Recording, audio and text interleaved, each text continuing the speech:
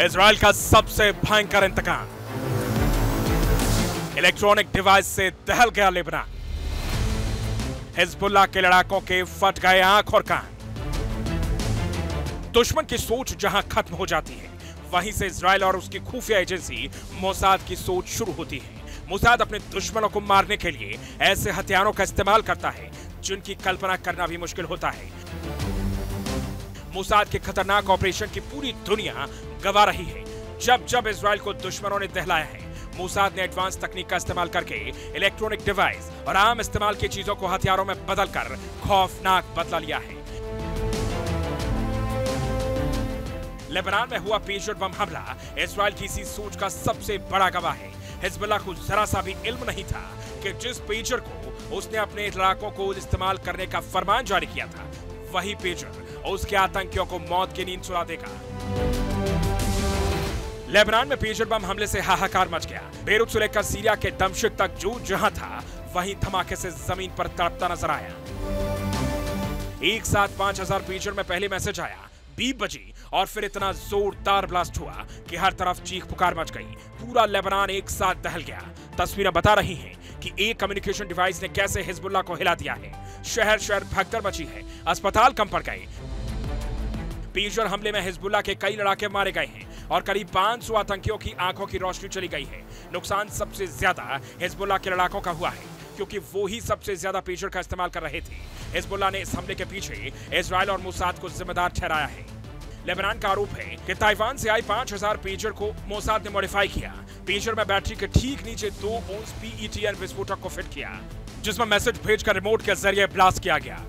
बताया जा रहा है कि यह पूरा प्लान मोसाद के एक सीक्रेट कमांडर ने बनाया था, जिसे पता था कि पेजर की एक खेप हिजबुल्लाह के लड़ाकों तक पहुंचने वाली है।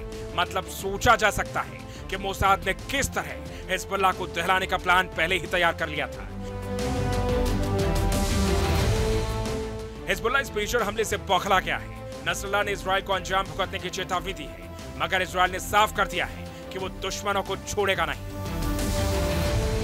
ये पहला मौका नहीं है जब इजराइल ने गैजेट्स और कम्युनिकेशन डिवाइस को हाईटेक बम में बदल दिया और हथियार के तौर पर इस्तेमाल किया है। दुनिया में जिन दिनों मोबाइल की क्रांति हो रही थी, उन्हीं दिनों इजराइल और मोसाद ने मोबाइल को हाईटेक बम में बदल दिया। साल 1996 में मोसाद ने हमास के कमांडर याह्या अय्याश को मौत की नींद सुलाया था। मोबाइल फोन में विस्फोटक फिट किया गया था, जिसमें फोन की घंटी बजते ही ब्लास्ट हो गया। याह्या अय्याश हमास का सुसाइड बम इंजीनियर था। साल 2000 में भी रामल्ला में भी एक आतंकी को मोबाइल फोन ब्लास्ट से मारा गया था। आतंकी का सिर मोबाइल ब्लास्ट से फट गया। यानी मोसाद कम्युनिकेशन सिस्टम से जुड़े डिवाइस को आज से नहीं, बल्कि काफी पहले से दुश्मनों के खिलाफ इस्तेमाल कर रहा है। साल 1972 में भी उसने पेरिस में टेलीफोन के अंदर बम फिट करके और उसे रिमोट से ब्लास्ट करके फिलिस्तीन के महमूद हमशारी को मार गिराया था। इजराइल और ईरान की दुश्मनी किसी से छिपी नहीं है। मोसाद ने ईरान में कई ऑपरेशन को अंजाम दिया है। साल 2020 में ईरान की एक प्रमुख न्यूक्लियर साइंटिस्ट की मौत का जिम्मेदार ईरान ने मोसाद को माना है। साल 2020 में न्यूक्लियर साइंटिस्ट जब मोहसिन फखरजादे की रिमोट कंट्रोल्ड मशीन गन से हत्या की गई थी। यह मशीन गन एक कार में फिट की गई थी। बुलेट प्रूफ कार से जैसे ही न्यूक्लियर साइंटिस्ट बाहर निकले, मशीन गन ने फायरिंग कर दी। मोहसिन फखरजादे गोलियों से छलनी हो गए। बताया जाता है कि इस हमले को अंजाम देने के लिए मोसाद ने खास प्लान बनाया था। साइंटिस्ट की कार के साथ साथ 3 सिक्योरिटी गाड़ियां भी चल रही थी कि अचानक साइंटिस्ट ने कार से कुछ टकराने की आवाज सुनी थी। जैसे ही कार रुककर वो बाहर निकले, रिमोट मशीन गन से उन्हें मार दिया गया था। साल 2012 में मोसाद के स्टिकी बम हमले से ईरान हिल गया था। ईरान के 4 परमाणु वैज्ञानिक हमले में मारे गए थे और इसका खुलासा तब हुआ जब ईरान ने मोसाद के लिए काम करने वाले ईरानियों को कथित तौर पर गिरफ्तार किया था।